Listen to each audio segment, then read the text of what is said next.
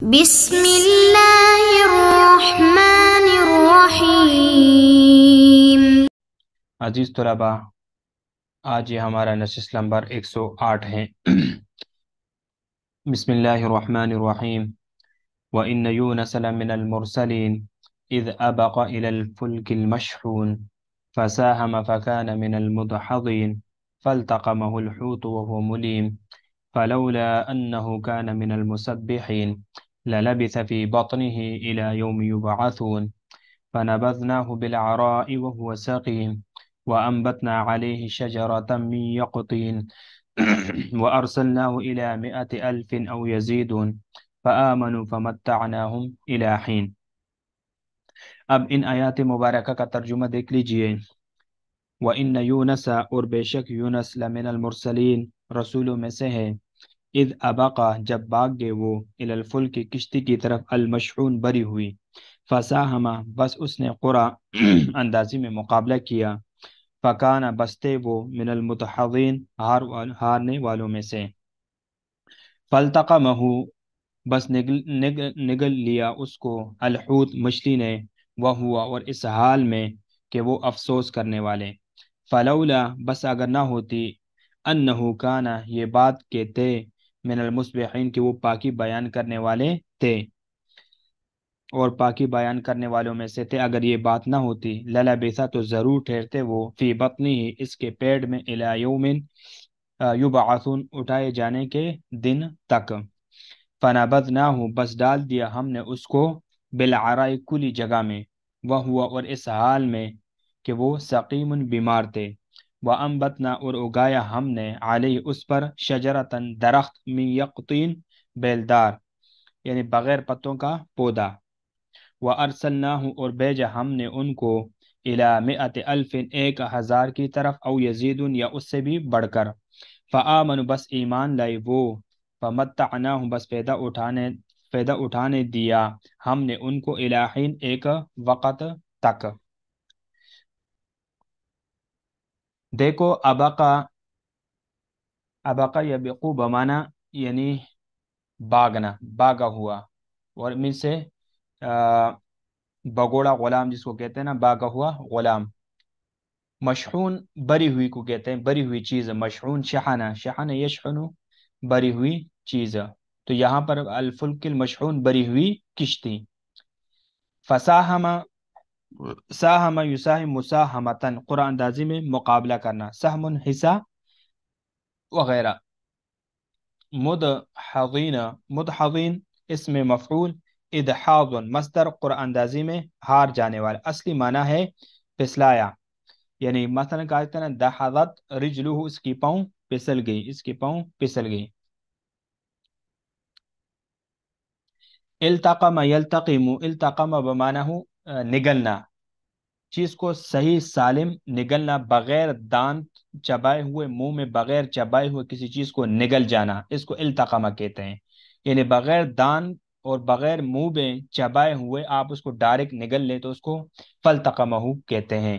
اور یہاں پر دیکھو قرآن کی تعبیر کو دیکھو، فلتقمہ الحوت، کہ بغیر چبائے ہوئے اس مچھلی نے یونس علیہ السلام کو نگل لیا تاکہ ان کو تکلیف وغیرہ نہ ہو۔ ملیم، علامتن سے اسم فاعل ہے، یعنی ملامت کرنے والی، یعنی افسوس کرنے والا۔ العرا، کھلی جگہ کو کہتے ہیں، العرا، کھلی جگہ جہاں کوئی آڑ وغیرہ نہ ہو، مراد اس سے سمندر کا کنارہ ہے۔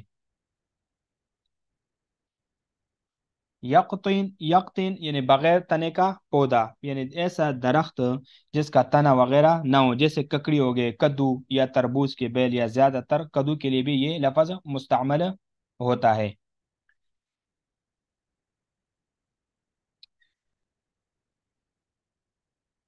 اب دیکھو کہ یہاں سے اللہ رب العزت حضرت یونس علیہ السلام کا تذکرہ فرما رہے ہیں کہ تذکرہ یونس علیہ السلام اور قوم سے اس کا نکل جانا۔ وَإِنَّ يُونَسَ لَمِنَ الْمُرْسَلِينَ، اور بے شک یونس بھی پیغمبروں میں سے تھے، اذ اباقا، جب وہ بھاگ کر پہنچے، الاباق، یعنی ایسی جگہ بھاگنا جہاں ڈھونڈا نہ جا سکے، قوم میں بلا اذن، نکلنے کو مجازن حربہ سے تعبیر کیا گیا، الی الفلک المشحون، بری ہوئی کشتی کے پاس، یونس علیہ الصلوۃ والسلام ان کی قوم کو عذاب دینے کا وعدہ کیا گیا، جب عذاب میں تاخیر ہوئی تو ان سے مخفی طور پر نکل کھڑے ہوئے اور سمندر کی راہ لی اور کشتی میں سوار ہوئے۔ وہ رک گئی، کشتی والے کہنے لگے یہاں آقا سے بھاگا ہوا کوئی غلام ہے۔ کشتی رانوں نے خیال تھا کہ جب کشتی میں کوئی آقا سے بھاگا ہوا غلام سوار ہو جائے تو کشتی رک جاتی ہے۔ پھر انہوں نے قرآن دازی کی تو قرآن یونس علیہ الصلوۃ والسلام کے نام نکلا۔ آپ نے فرمایا میں ہی بھاگا ہوا ہوں، خود آپ کو سمندر کے پانی کے حوالے کر دیا۔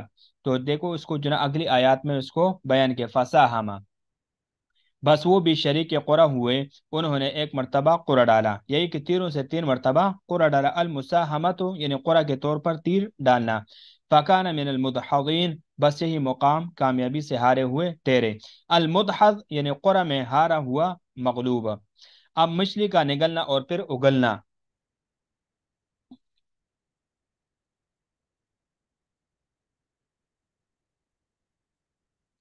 فالتقمه الحوت وهو ملیم، پھر ان کو مچھلی نے نگل لیا اور یہ اپنے آپ کو ملامت کر رہے تھے۔ ملیم ملامت میں داخل ہونے والا، یعنی افسوس کر رہے تھے۔ فلولا انه كان من المسبحین، اگر وہ تسبیح کرنے والوں میں سے نہ ہوتے۔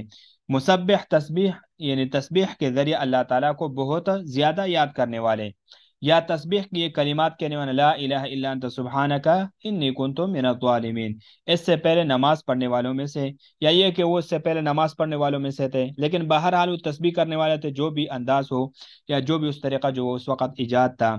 تو ابن عباس رضی اللہ عنہما فرماتے ہیں کہ تسبیح کا لفظ قرآن میں جہاں وارد ہے اس سے صلاۃ مراد ہے، یعنی جب کوئی آدمی لغزش کھائے جائے تو عمل صالح ہی اس کو اٹھاتے اور بلند کرتا۔ یہ ایک مقولہ ہے کہ جب بھی کوئی آدمی لغزش کھا جائے تو عمل صالح ہی اس کو اٹھاتا ہے اور اس کو بلند کرتا ہے۔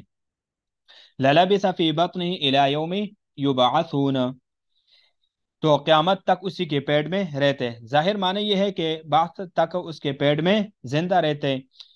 قول قتادہ فرماتے ہیں کہ مچھلی کا پیٹ ان کے لیے قیامت تک قبر بن جاتا۔ آپ مچھلی کے پیٹ میں 3 دن رہے یا 7 یوم یا 40 ایام رہے۔ امام شعبی رحمہ اللہ فرماتے ہیں کہ چاش کے وقت مچھلی نے نگل لیا اور پچھلے پیر اس نے پھر آپ کو باہر پھینک دیا۔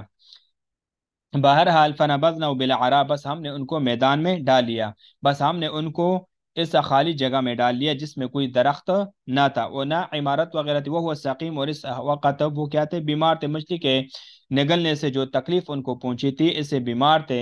روایت میں ہے کہ ان کا بدن مبارک بچے کی طرح نرم پڑ چکا تھا، جبکہ وہ جب جیسے کہ بچہ پیدا ہوا ہو۔ وَأَنبَتْنَا عَلَيْهِ شَجَرًا، اور ہم نے ان پر ایک درخت بھی اگا دیا تھا، ان کے جسم کو سایہ دینے کے لیے وہ درخت اگایا جیسا کہ انسان پر خیمہ تن دیا جائے۔ من یقطین، بیلدار، یعنی جمہور کا قول ہے کہ یہ کدو ہے، اور اس کا فائدہ یہ ہے کہ مکھیاں اس پر جمع نہیں ہوتی اور تمام درختوں اور بیلوں سب سے زیادہ یعنی سب سے جلدی یہ اگتا ہے اور جلد یہ پلتا ہے اور بلند ہوتا ہے۔ تو رسول اللہ صلی اللہ علیہ وسلم سے عرض کیا گیا کہ آپ کدو کو کیوں یعنی کدو کو پسند فرماتے ہیں؟ آپ نے فرمایا ہاں یہ میرے بھائی یونس کا درخت ہے۔ وَأَرْسَلْنَاهُ إِلَى 100,000 وَأَرْسَلْنَاهُ إِلَى 100,000 أَوْ يَزِيدُونَ، اور ہم نے ان کے 1,00,000 آدمیوں کی طرف پیغمبر بنایا۔ اس سے مراد وہ لوگ ہیں جن کی طرف لقمہ بنائے جانے سے پہلے مبعوث ہوئے۔ تو یہاں پر وَأَرْسَلْنَا سے پہلے قد مضمر میں، وَقَدْ أَرْسَلْنَا إِلَى 100 أَوْ يَزِيدُونَ، یا اس سے زیادہ، جب دیکھنے والا دیکھے تو اس کی نگاہ میں زیادہ نظر آئے اور وہ کہیں یہ 1,00,000 ہے یا بلکہ اس سے کیا ہے؟ زیادہ ہے۔ امام سجاد رحمہ اللہ فرماتے بہت سے علماء نے فرمائے کہ اس کا معنی یہ ہے کہ بل یزیدن، بلکہ یہ تو اس سے زیادہ ہے، گویا کہ وہ او بل کے معنی میں، یعنی ابن عباس رضی اللہ عنہ سے بھی اسی طرح کا نقل منقول ہے۔ فرماتے آمنو، بس وہ لوگ ایمان لے آئے تھے ان پر اور ان کے لائے ہوئی تعلیمات پر، فمتعنا الی حین، تو ہم نے ان کو ایک زمانے تک زندگی دی، یعنی حین سے انتہائی اجل تک، وقت مراد ہے کہ ایک وقت تک ہم نے ان کو زندگی دی۔ امید ہے کہ آپ اس قصے کو سمجھ لیے ہوں گے، سمجھ لیا ہوگا۔ اب دیکھو میں ذرا اس کا مختصر سا خلاصہ آپ لوگوں کے ذہن میں رکھتا ہوں کہ حضرت یونس علیہ السلام بھی اسرائیلی پیغمبر ہے، تو آپ کو نینوی والوں کی ہدایت کے لیے مبعوث کیا گیا تھا۔ یہ ایک شہر دریا فرات کے کنارے پر ہے، اور آپ نے ان پر کئی سال تک محنت کی، مگر نتیجہ صفر ہی صفر رہا۔ دن بہ دن وہ تکذیب کرتے رہے اور آپ کے ساتھ ہنسی مذاق اڑاتے رہے۔ جب اللہ تعالیٰ نے آپ نے حکم الہی عذاب کی اطلاع دی، تو پھر آپ سے یعنی چوک یہ ہوئی کہ آپ ہجرت کی اجازت کے انتظار کے بغیر بستی سے چل دیے۔ یعنی اب اللہ رب العزت نے آپ کو حکم نہیں دیا تھا کہ آپ عذاب آنے والے آپ بستی سے نکل جائے، بلکہ جب عذاب میں تھوڑی تاخیر ہوئی تو آپ جلدی سے بستی سے نکلے بغیر اذن الہی کے، یہ خیال کر کے کہ جب عذاب آنا ہے تو میرے یہاں کیا کام۔ تو اللہ رب العزت فرماتے ہیں کہ بے شک یونس پیغمبروں میں سے ہیں، بس ان کی کوتاہی کو گناہ نہ سمجھا جائے۔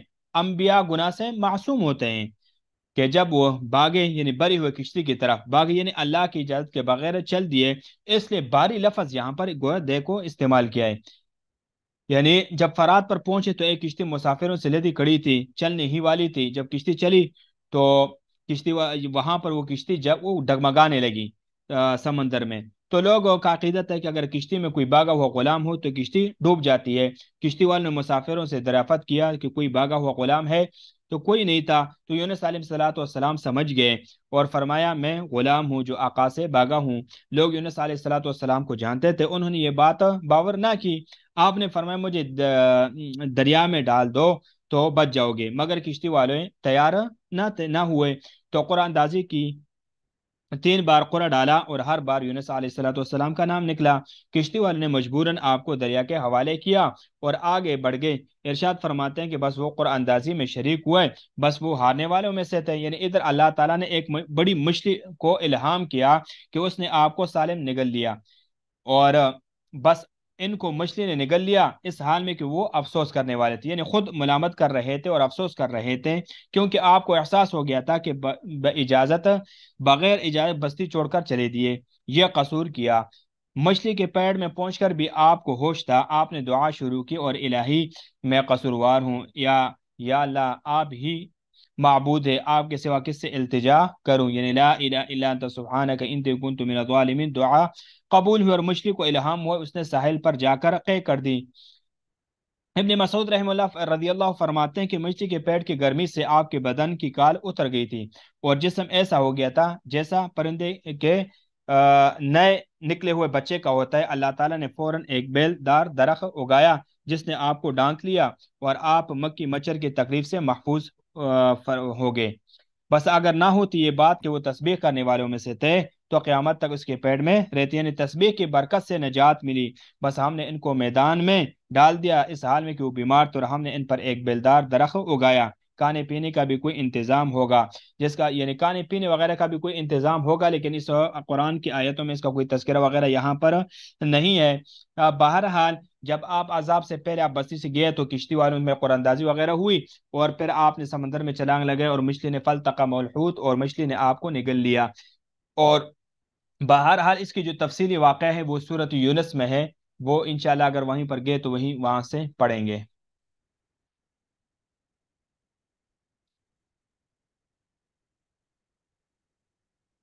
فاستفتہم لربک البنات ولہم البنون، انشاءاللہ اس کو آگے ہم نیکسٹ درس میں پڑھیں گے۔